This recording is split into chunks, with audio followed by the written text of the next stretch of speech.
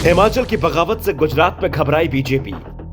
Party विधायकों को लेकर इस बार नरमी दिखाने की तैयारी में। महिलाओं पर भी बड़ा दांव लगाएगी बीजेपी। गुजरात में 40 नए उम्मीदवार उतार सकती है बीजेपी।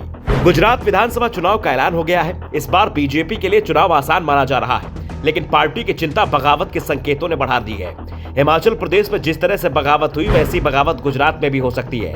दरअसल बीजेपी गुजरात में 25% टिकट काटने की तैयारी में थी, लेकिन हिमाचल में टिकट काटने के बाद जो बगावत हुई, उससे बीजेपी हाईकमान बुरी तरह से हिल गया है। हिमाचल प्रदेश में 5 नवंबर को पीएम की रैली में भी ये चिंता दिखी।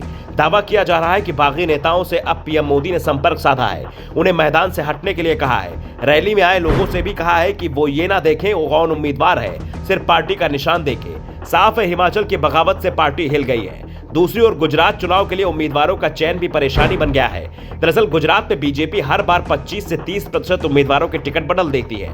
गुजरात पीएम मोदी का गृह राज्य है। बीजेपी नेता मानकर चलते थे कि उम्मीदवार पीएम मोदी के नाम पर ही चुनाव लड़ते हैं, उनके नाम के सहारे ही चुनाव जीतते हैं, उनके नाम पर ही सरकार बनती है। ऐसे में टिकट कटने के बाद भी नेता बगावत नहीं कर पाते थे, लेकिन इस बार हिमाचल प्रदेश में बीजेपी के समीकरण बागियों ने बिगाड़ रखे हैं। उसका असर गुजरात में भी दिखाई दे रहा है। पार्टी उन नेताओं का मन टटोल रही है जिनका टिकट काटा जाना है। बगावत की संभावना को देखते हुए डैमेज कंट्रोल में भी जुट गई है। अमित शाह हर सीट का हिसाब किताब जुटा रहे हैं। शाह दावा कर रहे हैं कि इस बार गुजरात में बीजेपी की जीत ऐतिहासिक होगी। उन्होंने 150 सीटें जीतने का टारगेट रखा है। बीजेपी नेता तो यहां तक दावा कर रहे हैं कि इस बार जीत का आंकड़ा 150 को भी पार कर जाएगा, लेकिन पार्टी को सबसे ज्यादा चिंता सौराष्ट्र और उत्तर गुजरात में दिख रही है।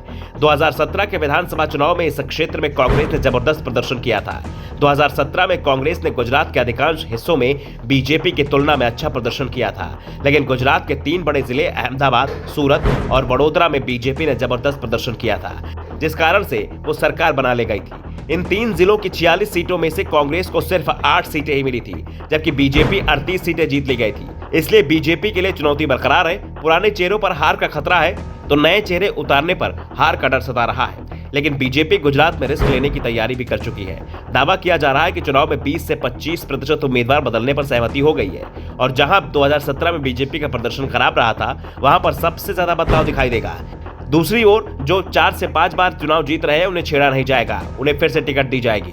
बीजेपी गुजरात में खुद को बेहद मजबूत मान रही है, इसलिए यहां नए प्रोग्राम की भी तैयारी है। दावा किया जा रहा है जिस क्षेत्र में सत्ता विरोधी लहर तेज दिखाई दे रही, वहां पार्टी महिला उम्मीदवार उतारकर इसकी काट करने की कोशिश करेगी। शाह ने संकेत दिए हैं कि बीजेपी गुजरात में 30 सीटों पर महिला उम्मीदवार उतार सकती है। इतनी संख्या में बीजेपी ने गुजरात में कभी भी महिलाओं को टिकट नहीं दिए हैं। फिलहाल बीजेपी की पहली लिस्ट तैयार हो गई है, जिसमें 40 के करीब उम्मीदवारों का नाम फाइनल कर लिया गया है। Bureau report, the Navdarpan news.